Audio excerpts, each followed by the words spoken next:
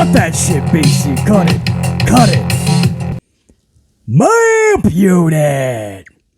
Mount up. Salute. I know what you're thinking. You're thinking, BC, man, just a few hours ago, you hit us with an hour and a half amped up podcast for Thursday, April 20th, 2023. An hour and a half podcast just a few hours ago. How are you hitting us? Where are you getting the energy to hit us with another bonus amplification podcast? Well, glad you asked. Number one, these bad boys right here will help the cause. This is my 9th coffee of the day/evening. This happens to be a mocha frappuccino from the fine folks over at Starbucks. This is going to hit the spot for sure. But also, if you've been following the channel the last week especially, you know that BC has pretty much been in about 12 different states over the last 7 days. I've been zigzagging and crisscrossing the country. Just rocking out, staying amplified, jacked up to the max. No I's left undotted, no T's left uncrossed. We have been rocking out and taking care of all the business that was put on the back burner for WrestleMania. Because a lot of that time was dedicated to my hobby, which is this channel.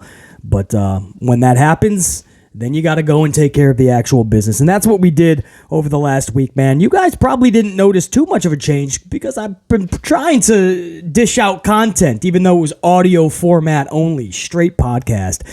That was all the way up through the weekend in the SmackDown review. Now, Monday Night Raw, I did not review. And there's a reason for that. If you caught the podcast earlier, you know what that reason was, right? Monday Night Raw giving us that dose of catastrophe that we have become accustomed to every Monday night. And it is nauseating to an amplified level, but I talk all about it in that podcast earlier. So I hope you guys caught it or you're gonna catch it. Because boy, do I tell you my feelings on Monday Night Raw this week. And on the flip side for AEW, during that podcast we just put up a few hours ago, BC tells you exactly what he is thinking about an entire company being segregated, literally being divided for one son of a bitch because one person cannot get along with the masses. Oh no, wait. Another narrative is this. Everybody else in AEW is being immature because they can't work with that one person. That makes zero fucking sense. If you're the common denominator, you're the problem. It's the old saying, right? If you wake up in the morning and you come across an asshole, you came across an asshole. If you go about your day and you keep running across assholes, you're probably the asshole. You're the common denominator. But we'll act like the locker room needs to do business with Punk while he makes all the money, the most money, works a lesser amount of dates, causes all the mayhem he wishes, challenges the locker room to fights, doesn't get along with 95% of the locker, but will act like he's the victim. Okay. Yeah, that doesn't work for BC. We talk all about it in the podcast if you want my true, amplified, unfiltered, uncensored, as always on this fucking channel, thoughts. That's in that podcast. Also, we talk Tony Khan finding a way, even by giving somebody a championship, finding a way to damage a wrestler even more because that's what he did, and that wrestler's name is Wardlow. That would make 5 times. 5 times, and in the process, began the process of destroying Powerhouse Hobbs. How is that possible? I can't even fathom that that's possible. But that's what happened on Wednesday night. BC talks all about this. This was nearly an hour and a half of a podcast. Go check it out after this bonus podcast if you want. If not, I don't give a fuck. I'm going to still sleep like a fucking baby after probably 4 more coffees. I actually wanted to do this live, man. I set aside an hour and a half originally. But I ended up taking on some dinner plans with some good friends in Midtown. So that's why this is a pre-record, but you guys will be getting this bonus amplification. I want to waste no more time. I want to get right into it. Check out that podcast, as I said. Very interesting. And we made everybody cry. If you're a Tribalist fan, we made you cry. If you fly the AEW flag solely, I made you cry. If you fly the WWE flag solely and you just rip apart AEW, I made you cry. Everybody cried salty tears. If you're a bitch boy Braden that cannot handle fact bombs, you got no business on the channel anyway, so das Boot. Hit the bricks. And if you're not going to see yourself to the fucking door, we'll boot you through the fucking door. Because I don't care about your salty tears. I don't care if you're crying because I bashed your promotion or I was harsh on your favorite wrestler. I don't give a shit, bro. Look at that. Come on. Does it look like I'm over here wearing Tommy Bahama, bro? Tommy Bahama. You think I care about your salty tears about a pro wrestling take? Fago Marinze, huh? Faronde. Fago. Get the fuck out of here. What are you talking about, huh? What's the matter for you? Get your noggin on right. My unit. Let's go back. Hey, you know what I want to do, man? I want to talk Raw moving to a new night. Monday Night Raw. Switching nights. It's a possibility, guys. I know it's a far-fetched idea, but it's still an idea that could come to fruition. So we do have to talk about that. I also want to talk Tony Khan, saying that Triple H is indeed the sole chief creative officer, but then kind of contradicting himself, as he tends to do.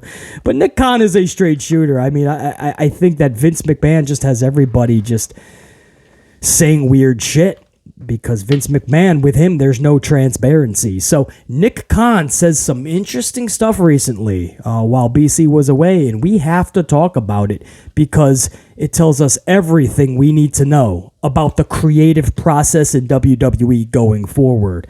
So we're going to talk about that as well. And we're going to talk about Nia Jax. And I know you guys are wondering, man, because this is a pro Sasha Banks channel, Mercedes Moné. And Nia Jax said something recently that really got the pro wrestling world talking, especially Sasha Banks, Mercedes Moné fans. Got us talking, man. Are you kidding me? Did Vince really do her that dirty?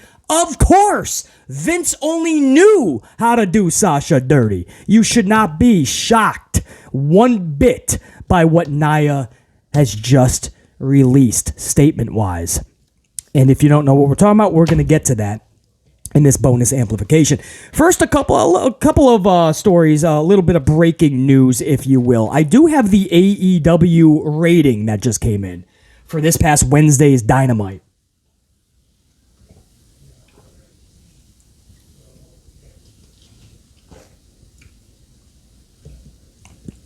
Make sure I'm not spilling the coffee on the Tommy Bahama, man, you know? Got to be careful with that shit, BC. So, AEW Dynamite. 2 weeks ago, pulled 877,000. Of course, that's not good. You don't need BC to tell you that. You know, you were, for the longest time, you were at the top of your niche audience, which is 950, right? 850 to 950 is their niche audience, 950 being the top of their niche, 850 the low end. Now, the problem here is that over the last couple of months, we've been seeing that they've been dropping off their high end and they've been hovering their low end of the niche several times.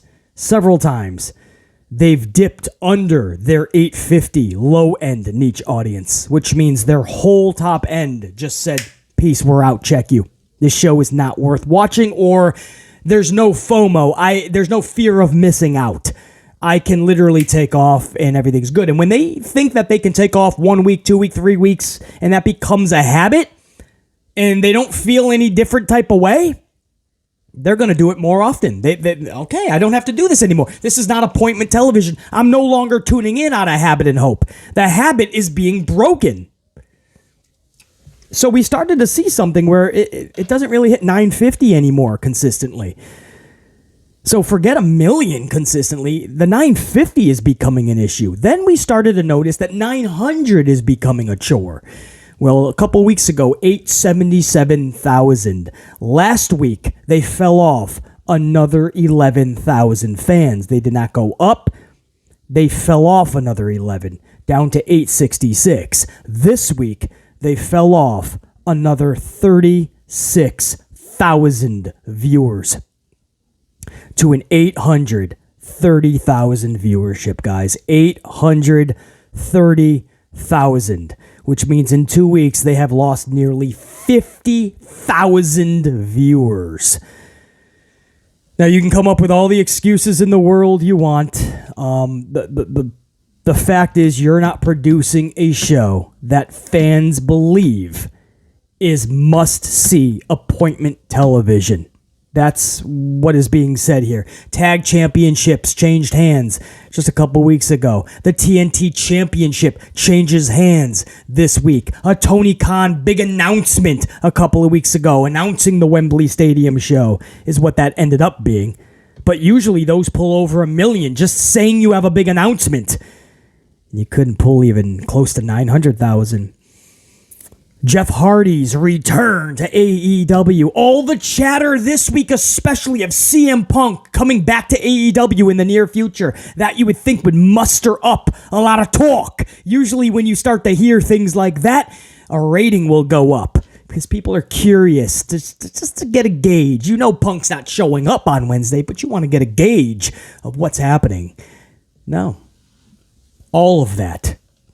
Several titles changing hands, big announcements, buzz about a return of CM Punk soon, a Jeff Hardy return, shock return surprise, and the rating didn't bounce up after the shock return, supposedly. All of this, guys, I'm just spitting off one thing after the other, top of my dome piece, and it's all fallen to the wayside. So you can blame everything else underneath the sun. You can blame football games, basketball games. You can blame playoffs, holidays, birthdays, bar mitzvahs. You can blame royal or weddings, right? Maybe the royal family is renewing their vows. I don't know. You can blame anything underneath the sun on why AEW has fallen back to, all the way to 830. The only rating I remember close to that was 824, maybe February, I believe, maybe a few months ago. They pulled an 824. So anyway, that's the talk on it. I know right now, if you're an AEW Tribalist fan, you're literally like you're twitching. Stop talking about this. The ratings don't matter. AEW is flawless. AEW is perfect. Stop talking bad about them, please. I am malfunctioning. Relax. We talk about the ratings for everybody. I slammed WWE RAW for being at a 1-8 against no NFL competition. Post WrestleMania, you couldn't even keep any of those fans. You went back 3,000 more. You didn't even fucking go up 1,000. You went back 3,000 more to a 1.815 this week. Trust me, ratings matter, guys. And if you don't want to talk about them, that's fine. Find channels that don't talk about them. Fuck, you gonna come out, you find this, and then you fucking you complain that people want to talk numbers? Instead of watching your precious AEW or your precious Monday Night Raw or SmackDown, you are instead watching BC Amplified. Gee, tells me everything I need to know. Clearly, I'm more entertaining than what you claim you love. Looks like you're a big BC fan. Oh yeah, just realized that, didn't you? Morons. So relax. Nobody's bashing AEW. It's sad. It's sad that they pulled 830. And, at this point, they're going to need a lot more than a CM Punk. You're going to need good storytelling. You're going to have to learn at some point how to tell stories properly and to properly book wrestlers. You're gonna have to eventually build characters and know how to build them in the right direction that does justice by them and for us, the fans, and helps the company in the process. It's not that hard to figure out. Tony Khan, it seems, goes out of his way when he has gold sitting in his lap, which he has many times. FTR 3 different times, Acclaimed, Wardlow 5 different times, MJF, and so many others. And he just he makes sure that once they are about to take off, right, all you got to do is ignite that rocket. Right when they're about to take off, Tony Khan takes the rocket off their back. Boom. I just wanted to see if I could get you there. Now that I know I can you please go to the back of the line? I'm going to push Dan Garcia, maybe Wheeler Utah, maybe the Dante and Darius Dante brothers, the Martin brothers. I'm gonna push Action Andretti. I'm going to hire a commander. Take a shitter, What the fuck? Wardlow, sit home for a while. Well, yeah, I don't have anything for you. Malachi, can you sit home for a while? I'll call you and maybe Miro around the same time. I just have nothing right now. I got to get Action Andretti in. And, of course, Dan Garcia has to have a match every show. I have nothing for you guys, but Dan Garcia has to have a match every night. This company, man. But, AEW... I don't know what it is, man, and there's a big part of the fan base of AEW. They don't want to take criticism at all. They don't want to hear it. Earmuffs. Is Beasley done trashing AEW? Let me know when he starts trashing WWE again. That's fun, Beasley. When he trashes AEW, I can't stand him. Can't stand Beasley when he trashes my company. Yeah, here we go. Bash Vince. Do the Vince voice, Beasley. 830,000 viewers. That is absolutely fucking pathetic. If you fucking double that, you still are like 200,000 viewers away from Monday Night Raw. And I don't know how that's possible because Raw is so fucking bad. But you see, they had a fucking 25-year head start, man. They could have a fucking 1,000-year head start, and it's so fucking bad, it should be negative 1.8. Is that possible? Can we get a negative 1.8? Anyway, guys, that's a little bit of breaking news for you there. And sadly, this sucks to say, man. I was a big fan of Legacy back in the day. If you guys remember, Randy Orton, Cody Rhodes, and Ted DiBiase Jr. forming Legacy. Cody Rhodes on top of the world now. We hope the best for Randy Orton. We hear he was at WrestleMania. BC was the first to report that, by the way, and then everybody else 2 to 4 days later started picking up on that story. He was there for Mania. Obviously, they did not put him out. There was no surprises at Mania. What am I saying, man? You had Pat McAfee and Shane McMahon. We all know how that worked out. But we wish the best for Orton. Of course, Cody should have had a big moment Sunday night. We're not going to, April 2nd, we're not going to rehash that right now. But there's one member of that Legacy group that you don't really hear a lot about. Well, that just changed real quickly. And it's not for the good, it's not for the better. It's for the bad, it's for the worse. And that is Ted DiBiase Jr., of course, the son of one of my longtime role model idols, just an iconic legend, Ted DiBiase Sr. Now, when you hear what Ted DiBiase Sr. was, accused of, you're kind of like, wow, that's some role model, BC. But back in the day, of course, that was he was the $1 million man, he was the shit, man. If you guys don't know what I'm talking about, man, let's just read this straight from the Fox report.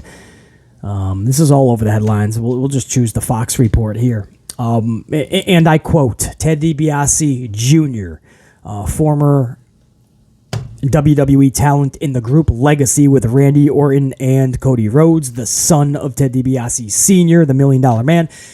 This is a quote.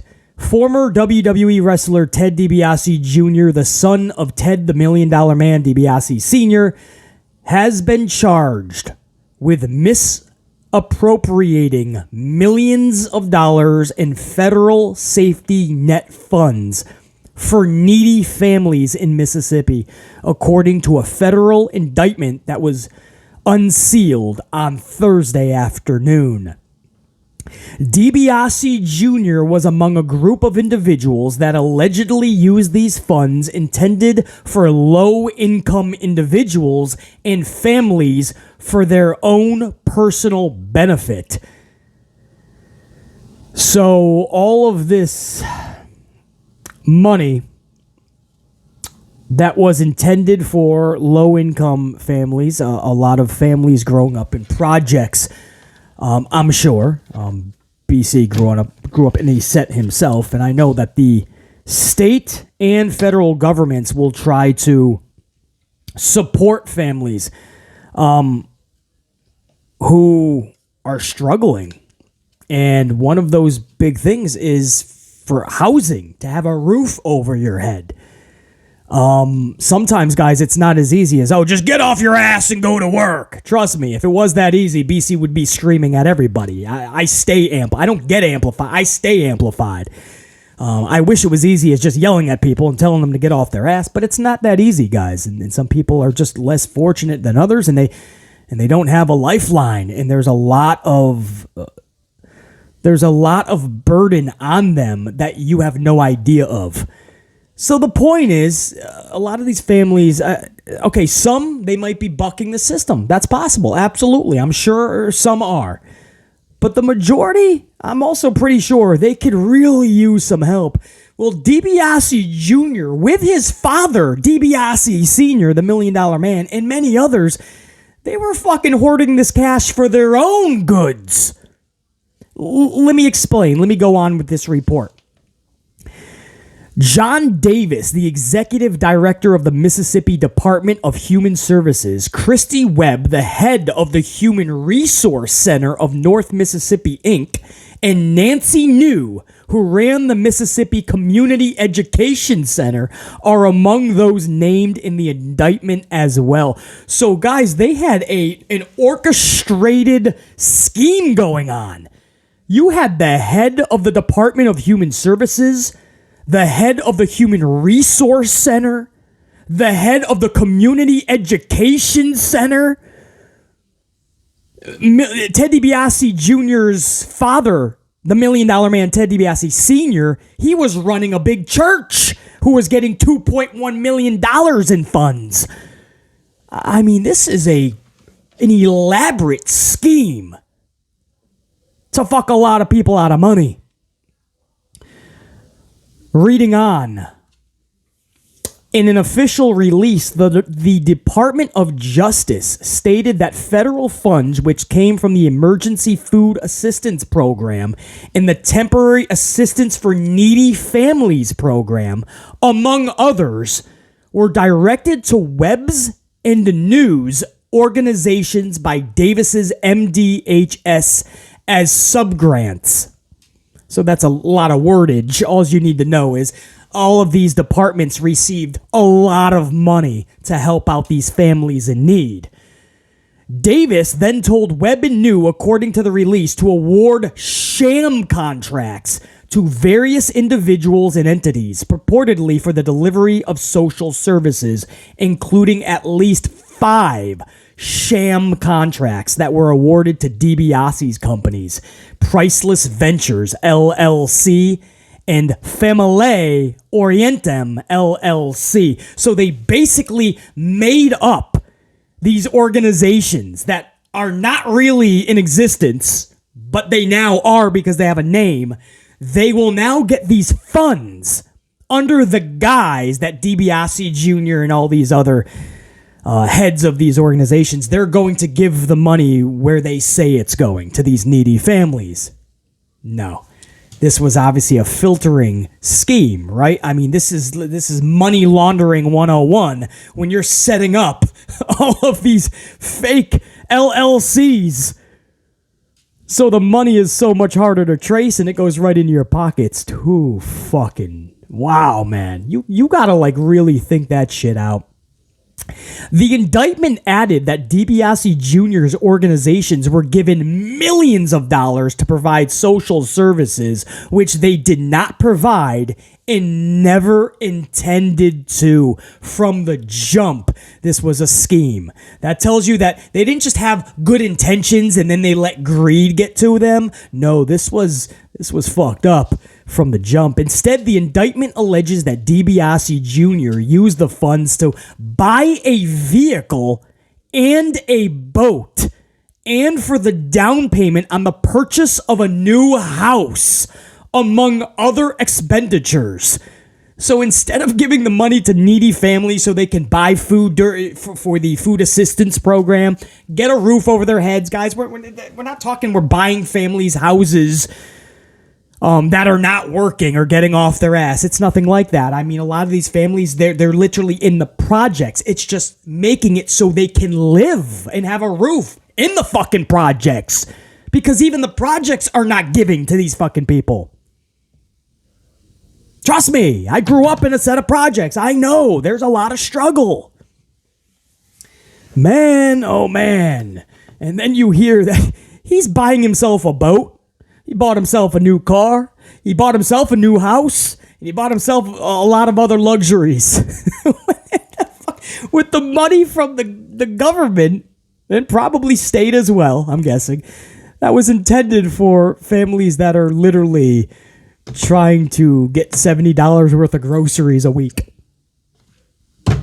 DiBiase is charged with 1 count of conspiracy to commit wire fraud and to commit theft concerning programs receiving federal funds, 6 counts of wire fraud, 2 counts of theft concerning programs receiving federal funds, and 4 counts of money laundering.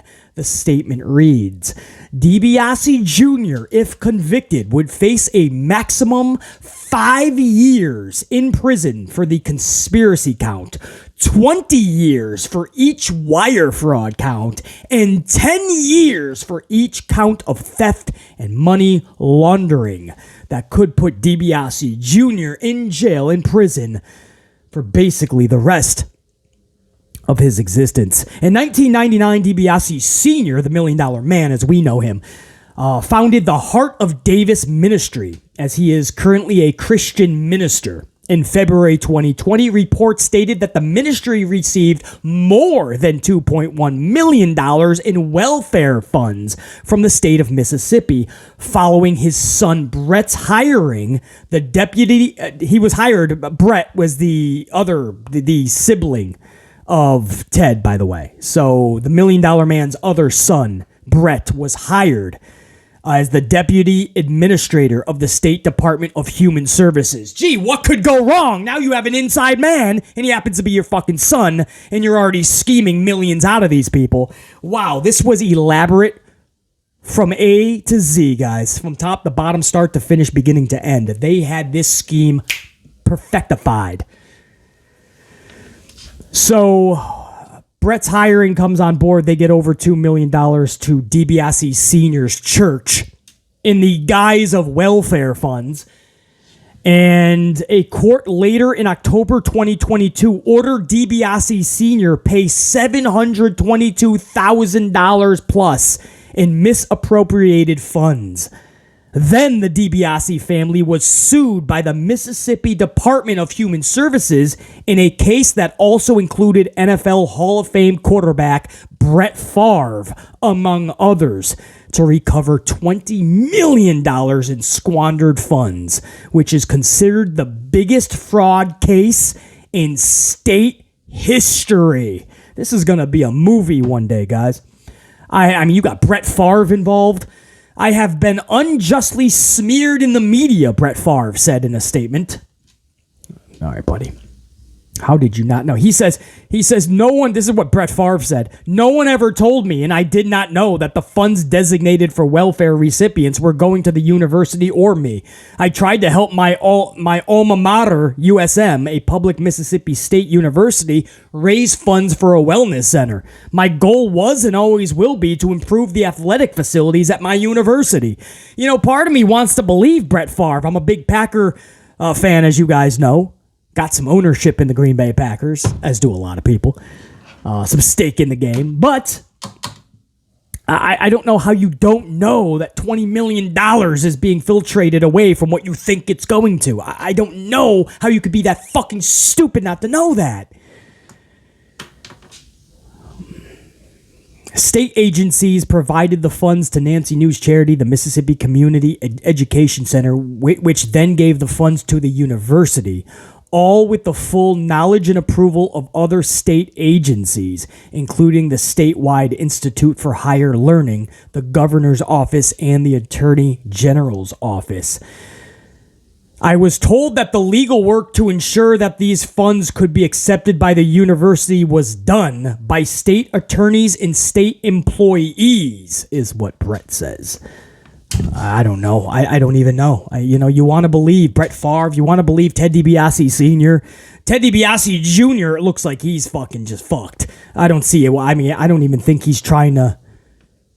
I don't even see how Ted DiBiase Jr. is going to get off of this. DiBiase Jr., best known in the wrestling world in his role as one of the 3 members of Legacy, which included Orton and Rhodes. He left WWE in 2013, though he continued to wrestle on an independent circuit before calling it quits in 2017. This is sad all around. I always said I really thought there was a big place for Ted DiBiase Jr. I just thought this kid had a bright future. I was a big fan of Legacy. I thought it worked.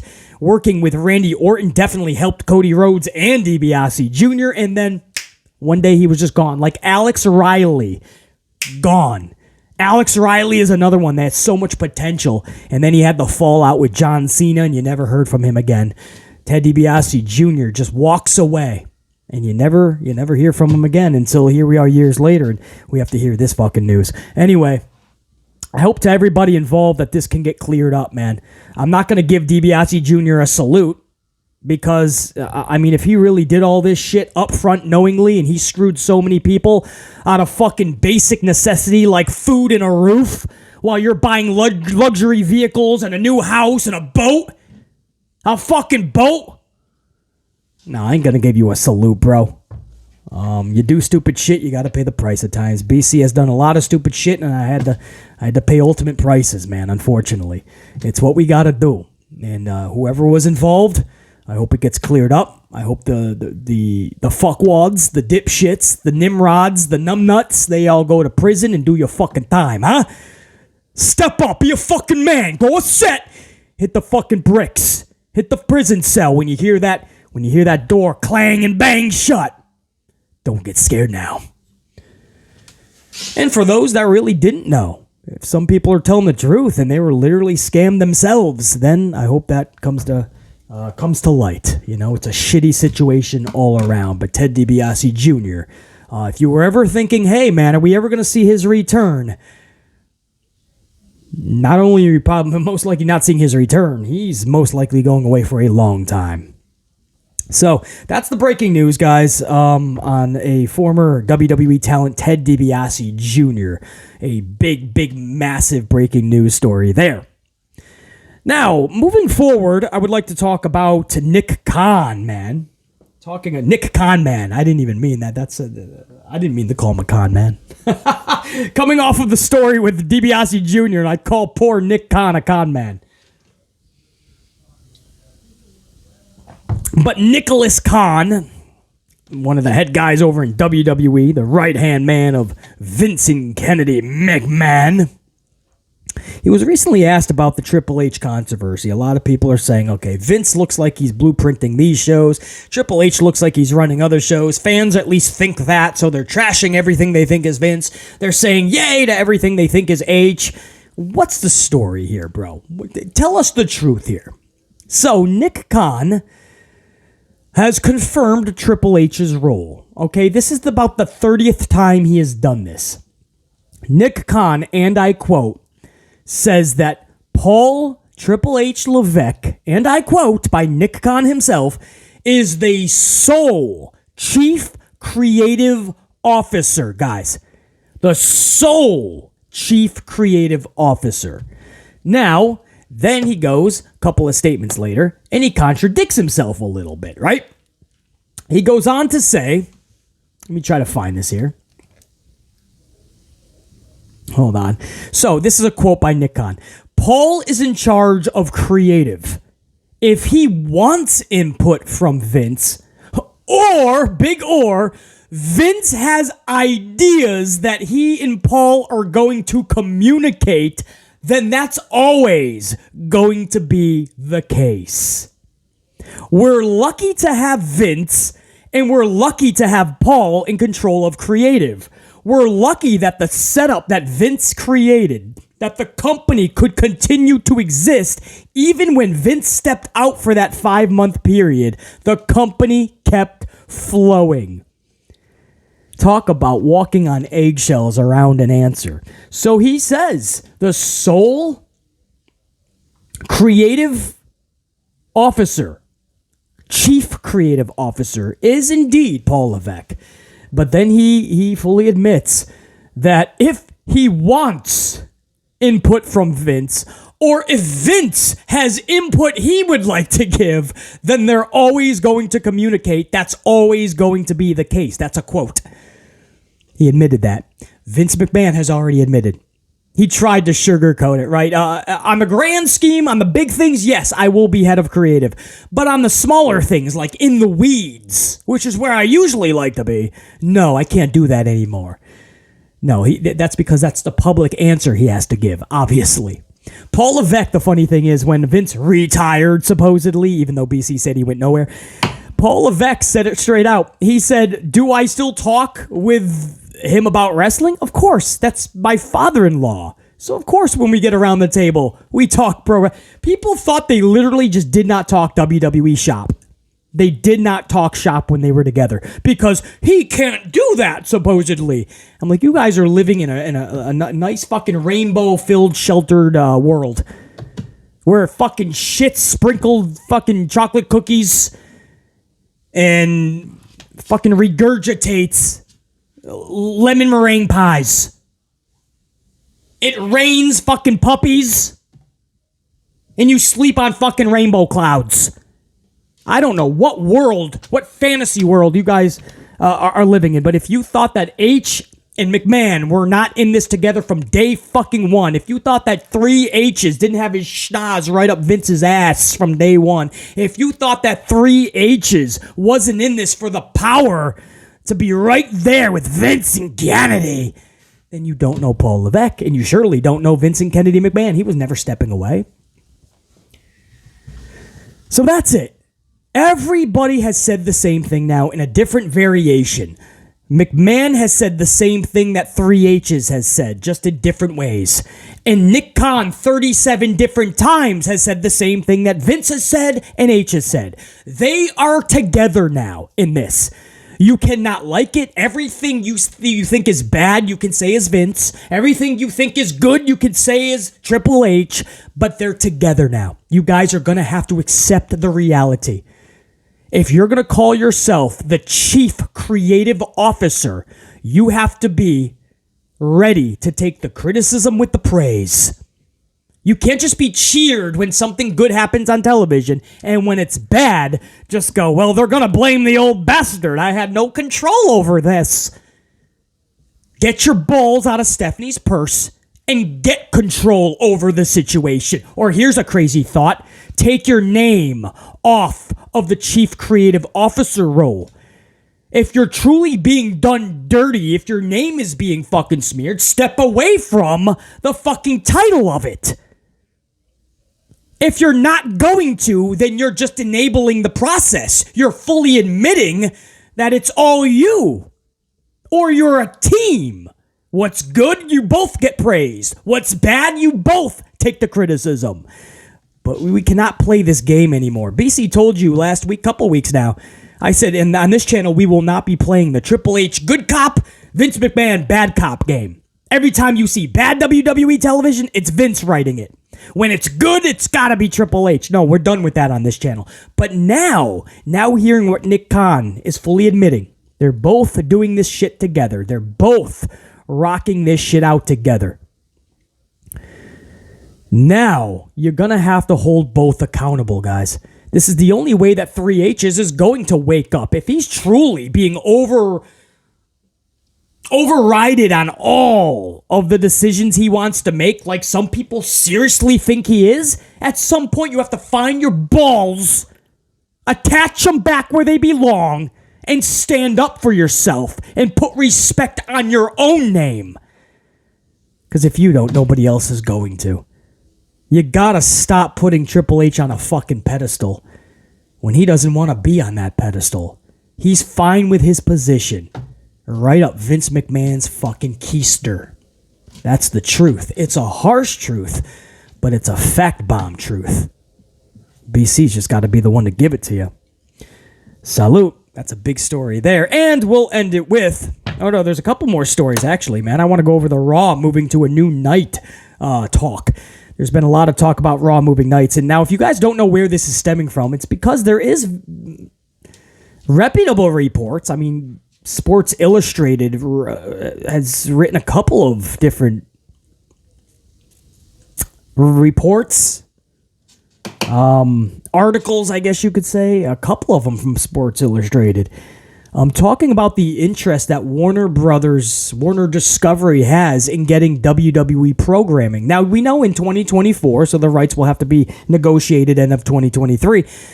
We know that the new TV rights deals are in the works, right? And Fox and NBC Universal might absolutely lose or might not want to pay the price to renew the contracts with World Wrestling Entertainment, especially with this merger with the UFC, or Endeavor, I should say. It's a very real possibility that Warner Discovery could cut a massive deal. Now, if Warner Discovery loses the NBA, then it's even more of a believable possibility that they could land World Wrestling Entertainment into their rotation of content. And that is where the conversation is stemming from. So I just wanted to set that up. Where is this coming from, BC? Why is everyone talking about this? I've been seeing this in certain timelines or in conversations. That's where it's stemming from. If you're saying, BC, is there any truth to this? Yes, actually. It's a very real possibility that Warner Discovery could lay down a ton of money and get the services of WWE. I mean, even with the abysmal numbers that Tony Khan's AEW is giving them, they seem to be pretty fucking happy. They're even giving another show Saturday nights from 8 to 10 p.m. Eastern time, we're hearing, called Collision, centering around Phillip Brooks. Mind-bogglingly. I don't even want to go there yet. I talked all about that in the podcast earlier. But if they can get their hands on WWE content, which is going to pull more than double than what Dynamite is pulling, or if you could get a SmackDown and take their 2.4 that they usually pull, and even if you dwindle that to a 1.718, you're more than doubling anything AEW is giving you on Wednesday nights. You're fucking 7-drupling what they give you on Rampage on Friday nights. So yes, long story short, it's a very real possibility. And then that is the biggest entity. If they were to get their hands on a Raw or Smack, they are the biggest entity. I don't think Fox would move over, or SmackDown, I should say. I think Fox would renew that. And even if they don't, I don't think Warner Discovery is going to have enough cash to buy Fox. But Raw would be the most realistic one. And they are the entity. Warner Discovery is the entity that would shop that to a new night. They would absolutely adjust that to their rotation. And the division that they would be under with the TNT, TBS, right, they just switch off to TBS, TNT all the fucking time with their sports, with their wrestling, television shows. They interchange them like nothing. Like literally, they're just like, the fans will find it. So if you think because WWE has 25, 30 plus years of Raw, and because of that it'll never move different nights, Warner Discovery would never do something so foolish, think again. They absolutely would put that on a different night. They're the only entity, and I know the list of...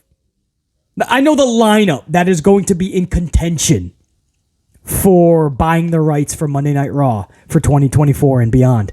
And they are the only ones that I see Raw moving nights. Warner Discovery would absolutely move that motherfucking show. Trust me.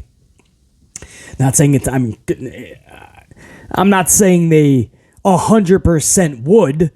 I am saying they absolutely would not hesitate if they feel something else belongs on Monday and they can get more bang for their buck on another night for Raw. That's all I'll say on it, guys. Yes, it's a possibility, but just know the details in it. It's because the conversation is stemming from Warner Discovery. No other potential entity that is going to go into business with WWE to buy the rights for Raw. No other entity is going to move Raw. I'm telling you that right now. It's Warner Discovery or bust for moving Raw to a different night. But it's a very real possibility because Warner Discovery, by the time 2024 rolls around, will be in heavy discussions with Vincent Kennedy McMahon. And to end it, guys, Nia Jax, man, saying something massive recently.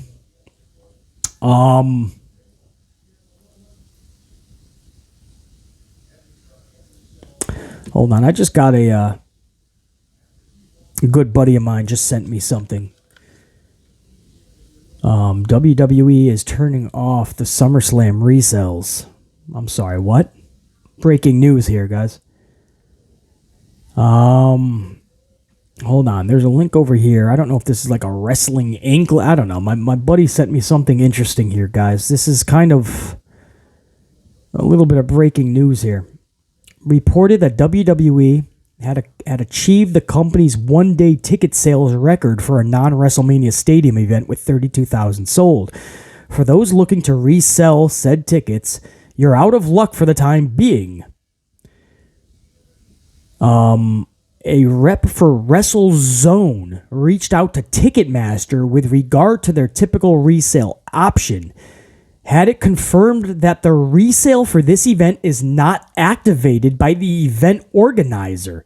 There's always a chance, of course, that this can change by the time SummerSlam comes to Ford Field in Detroit, Michigan for August 5th. So apparently WWE has turned the resale tickets off. That's a smart move. They're trying to get anybody who wants tickets. They're going to have to get the actual tickets, man, from Ticketmaster. So they're going to try to cut off any chance that a lot of seats are going to be unfulfilled. A lot of those resale tickets don't end up getting sold. So WWE is trying a different strategy, it looks like. BC's going to have to look into this much more. Very interesting. Where was I on that? Oh, yes. So, the Nia Jax situation. She said something recently. Now, you guys know this is a pro Sasha Banks, Mercedes Moné channel. And so when this came, I knew you guys were going to be like, BC, what are your thoughts on what Nia Jax said about Sasha, about Vince McMahon? And what I want to do, if I can get it, and this is going to be if I can get this up. I want to give an actual quote of what Nia Jax said.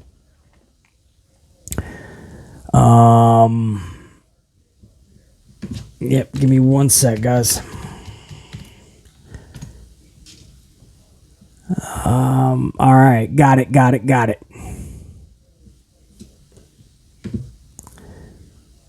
All right.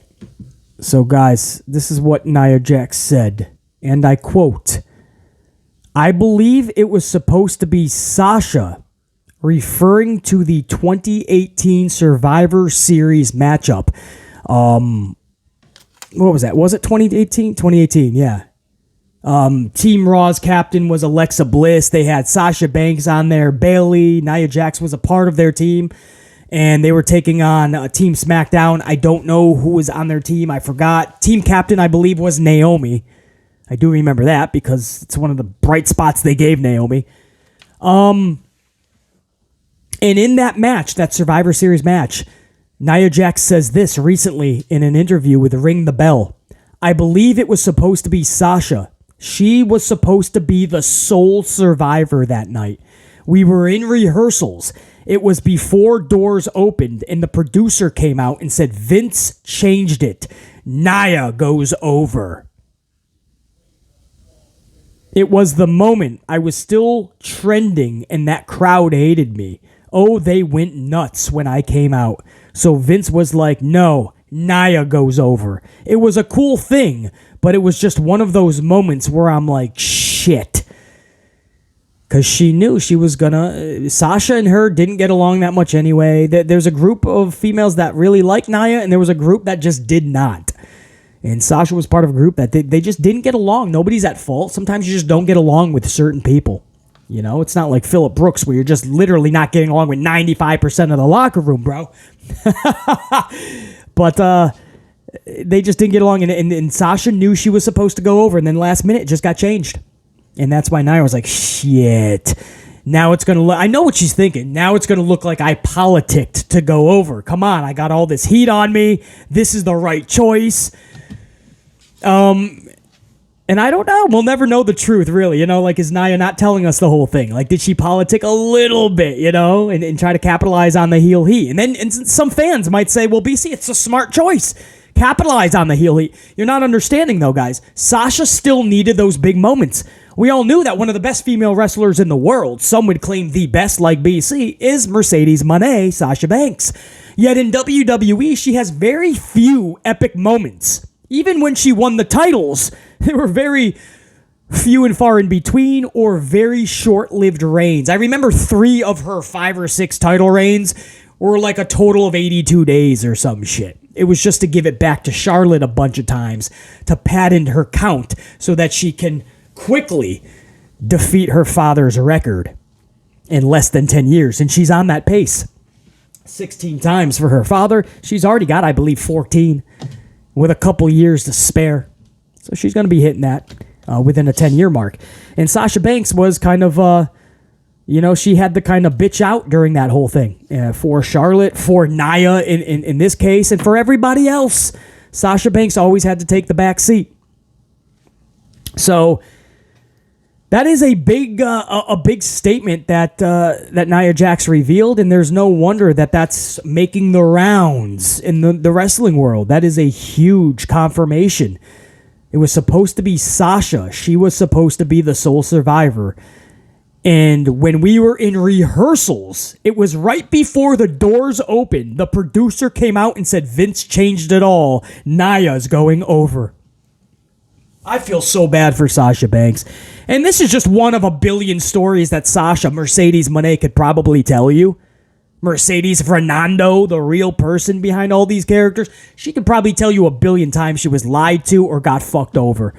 And for anybody saying, well, that was the heel heat at the time. You had to ride Nia's wave, BC. How about you do justice by somebody like Sasha first? I mean, you've been doing her dirty for so long. Why should she take a back seat to this all of a sudden momentum that Nia had? Because she actually busted the face of Becky from being negligent. And when she was asked in this same interview about all of the injuries that she's racked up, not herself, that she has given so many other wrestlers, you know what she said? Accidents happen. Accidents happen. You know what also happens? Trends. And do you know when something becomes a trend, it's no longer an accident. It became a trend that she started to hurt one wrestler after another. Some of them multiple times, like Kairi Sane. So no, it's not right that at the last second Vince goes, you know what? No, Sasha, you're going to lose. And I believe, and you guys could correct me if I'm wrong, but thinking back on it, I believe Asuka tapped out Sasha Banks. So Sasha was supposed to have this big moment where she is the sole survivor of Team Raw. How epic would that moment have been? And instead, she gets tapped out by Asuka. And you're thinking, well, BC, you love Asuka and you really want her to have the big stage and big moments, so how is that a bad thing? Because moments later, from what I remember, is Asuka literally got squashed by Nia Jax. So Sasha taps out to Asuka, and Asuka, just to build her up for a few moments, to make Nia look like the badass beast. So Asuka and Sasha Banks just got absolutely destroyed so that Nia could be the sole survivor. And how did that work out, right? When it's all said and done, how did that work out? Nobody won by that decision. That's what BC always tries to tell you guys. Every decision you make sure that it makes fucking sense. Because now look, you have Nia Jax that's not even with the fucking company. Nothing ever worked. She never actually got over. Nobody ever gave a fuck about her, and she got Das Boot. And it's gotta be pretty bad when somebody related to The Rock gets Das Boot. But that's what happened. And then on top of that, Sasha Banks was done dirty one too many times, so she literally had to walk out of the company. Asuka, for the last time, got done dirty at WrestleMania, has to drop another match, this one to Bianca. So she goes on her social and she voices some frustration. And I think she's in the doghouse now. She hasn't been seen since. Nobody ended up winning off of that. Decisions that you make, man, every single one of them in that company, they matter. Look at the Cody Rhodes Roman Reigns situation.